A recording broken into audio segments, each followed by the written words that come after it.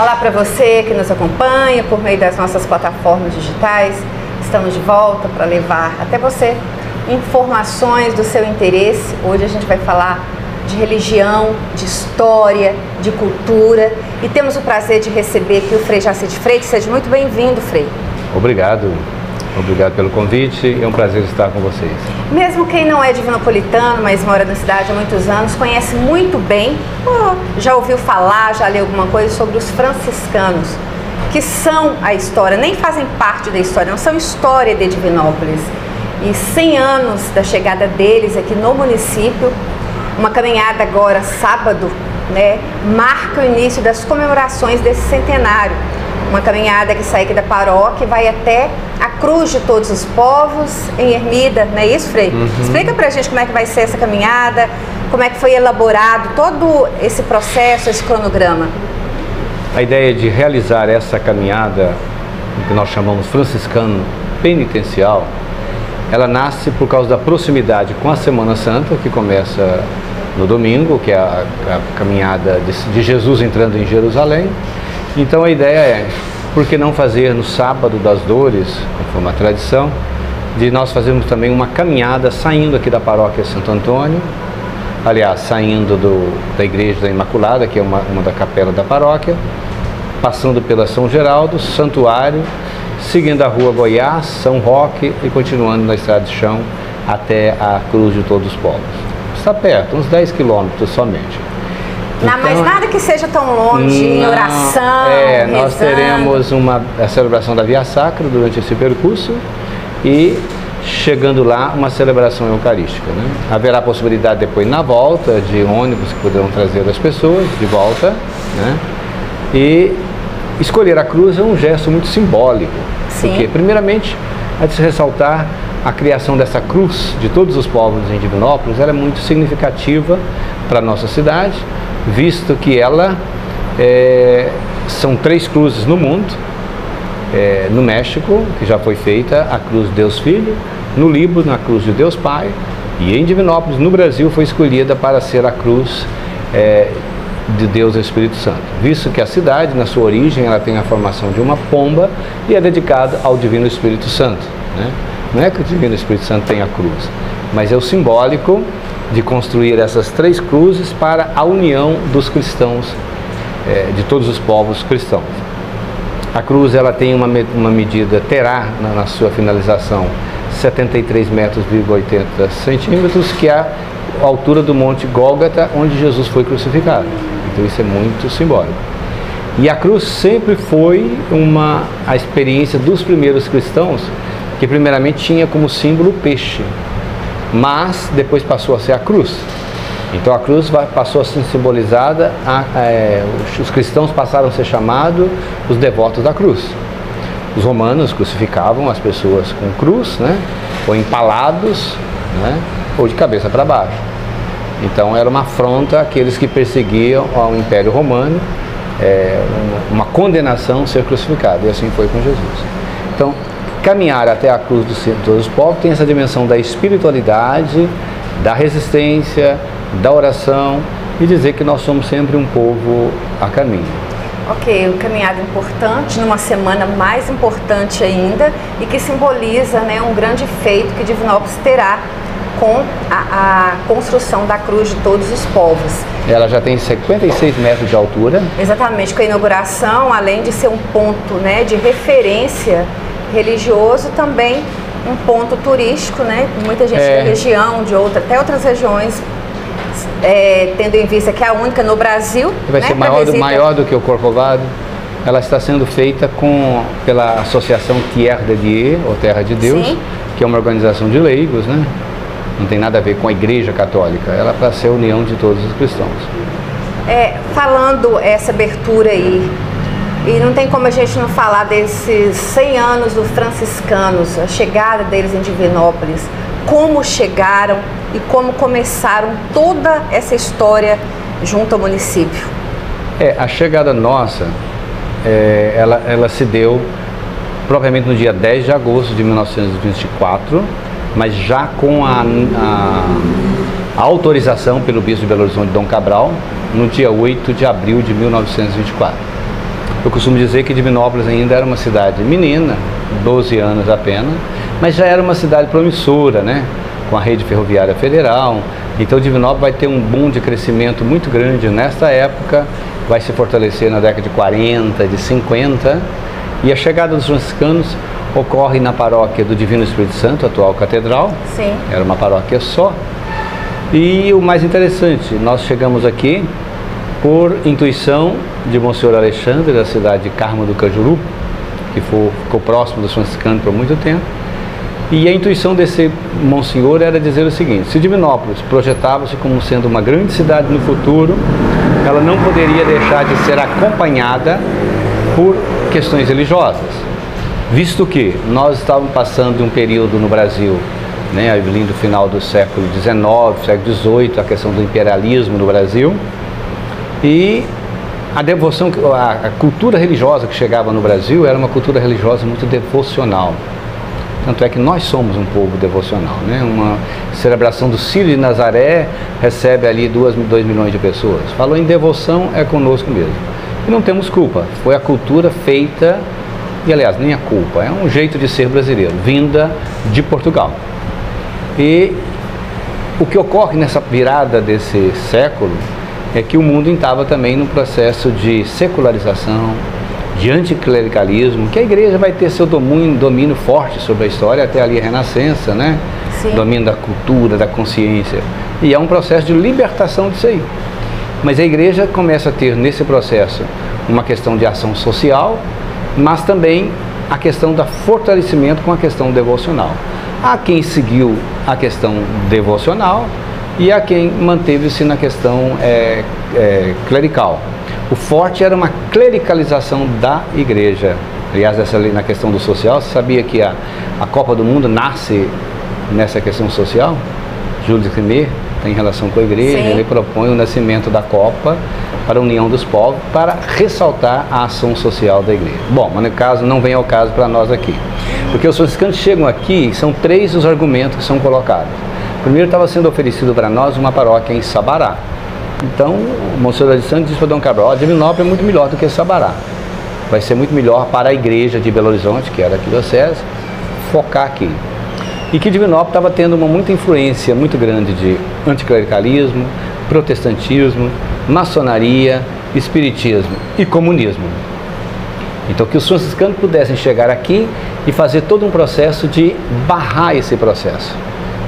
Isso é muito, muito interessante na origem da história. Sim. Então os holandeses chegam aqui, né, Frei Hilário foi o primeiro vigário, chegam com essa perspectiva de resgatar o devocionismo do povo divinopolitano que estava vindo de volta às regiões, né?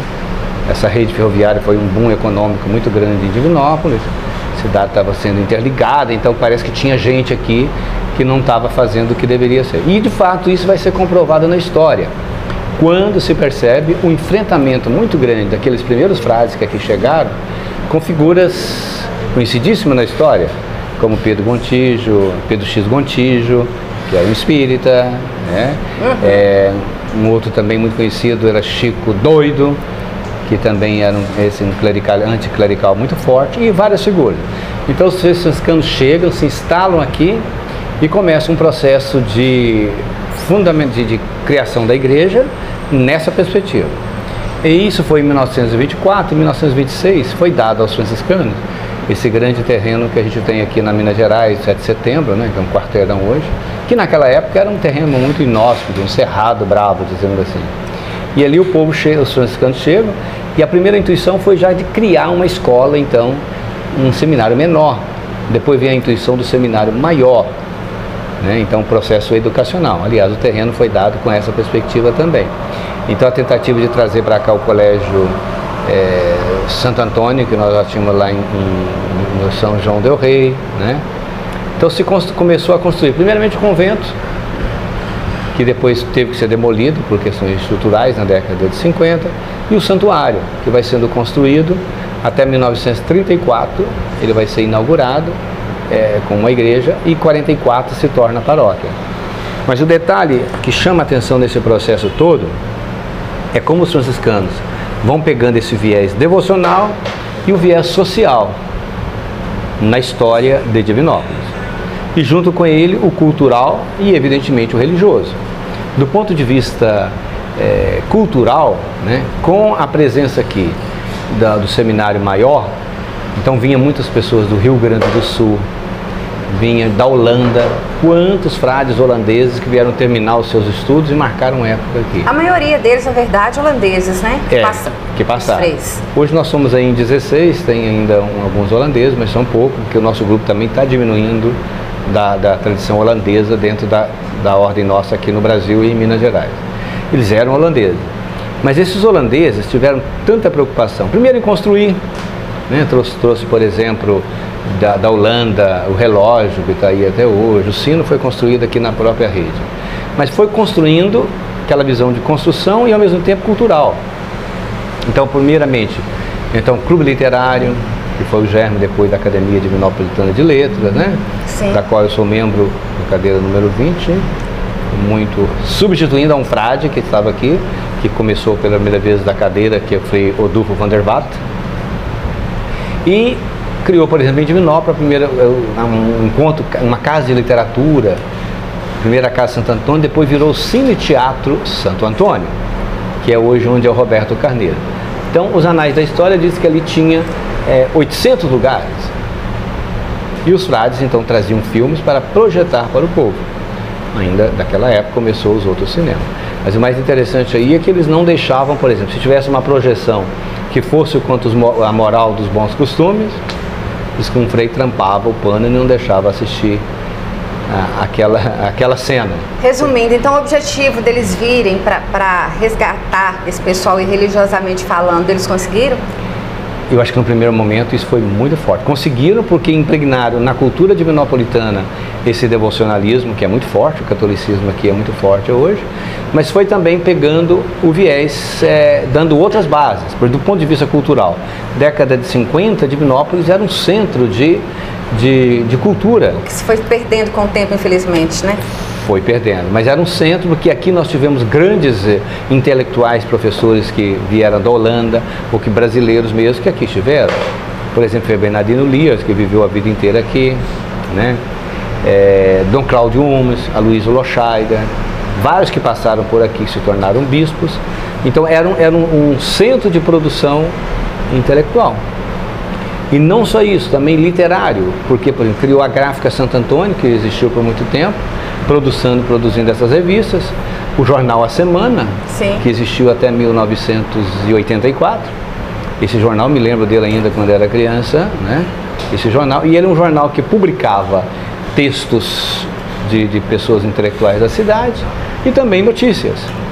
Uma das colunas famosas que se encontra dentro desse jornal A Semana era a tal Colunas do Rafa, que era um frei Rafael, que disse que era muito conservador, muito tradicionalista e enfrentava aqueles que tinham uma visão diferenciada.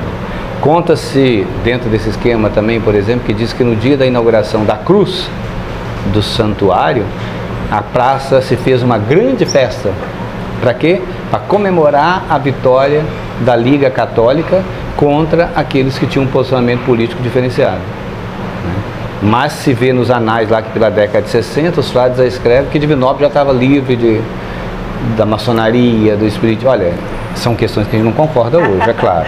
Mas por isso que eu falo, dentro desse viés, tem frades que pensaram além e não ficaram assim. Tipo o Frei Leonardo, que ainda é memória viva, sim, que está aí. Ele resgatou, por exemplo, a questão do congado de Divinópolis. E diga-se passagem, em 1923 o congado foi proibido pelo Dom Cabral. Por quê? Dizia que isso não tinha nada a ver com o catolicismo. E os frades não concordaram. Uns 2 anos depois, Dom Cabral manda uma carta dizendo: se vocês não obedecem, vou mandar a polícia para em cima de vocês. E depois esse congado, na figura do Frei Leonardo, sobretudo, década de 70, ele vai ter uma efervescência muito grande, vai poder participar da igreja, entrar no santuário.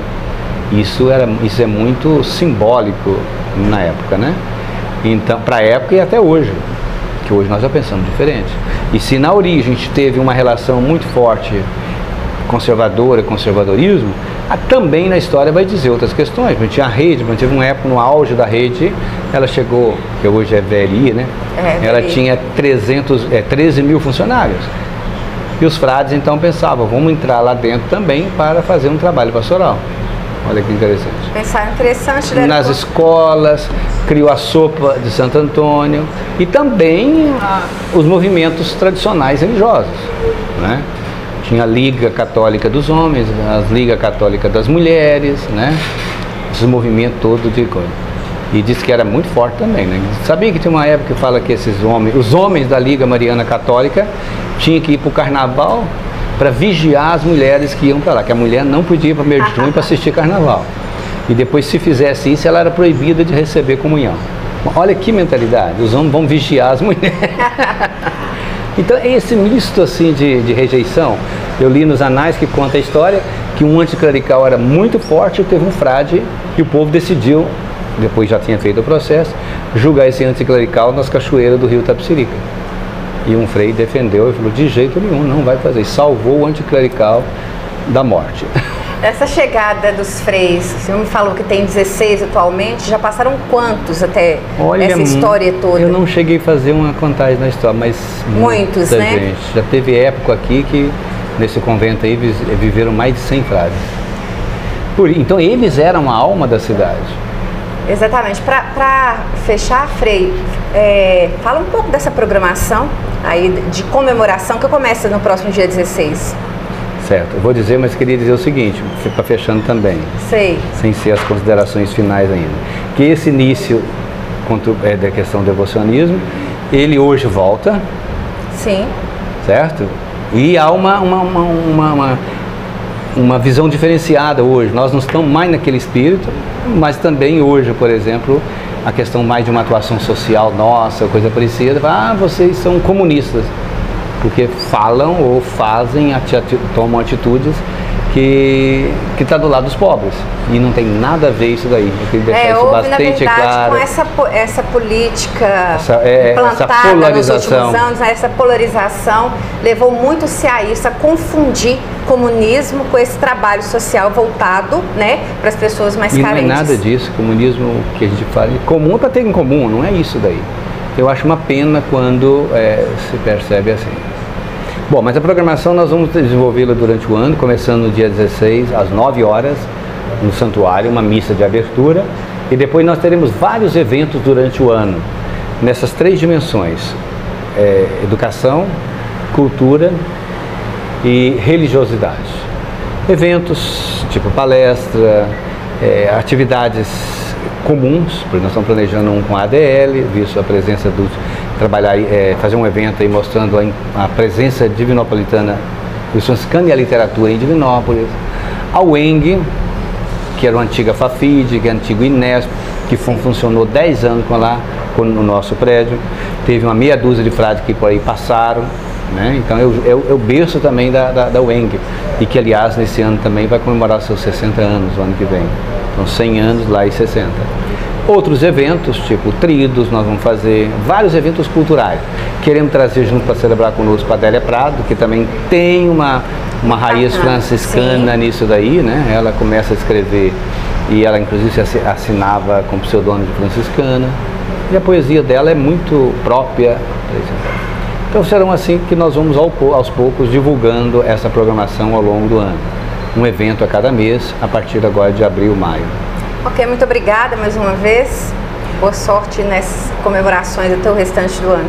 Gisele, eu que agradeço a vocês internautas que nos acompanharam e venha participar conosco, seja da caminhada penitencial franciscana, como desses eventos que serão momentos de resgatar a memória, trazê-la para o nosso tempo, repensá-la e avançar. Para fazer como a Adélia Prado escreveu, o que a memória ama fica eterno. E Divinópolis tem laços eternos, os franciscanos têm laços eternos com Divinópolis. Ok, eu agora também como os franciscanos faço parte da história de Divinópolis, vai acompanhar toda essa comemoração dos 100 anos para levar toda a comunidade que gosta tanto, né, e faz parte dessa história dos franciscanos que ajudaram a construir Divinópolis.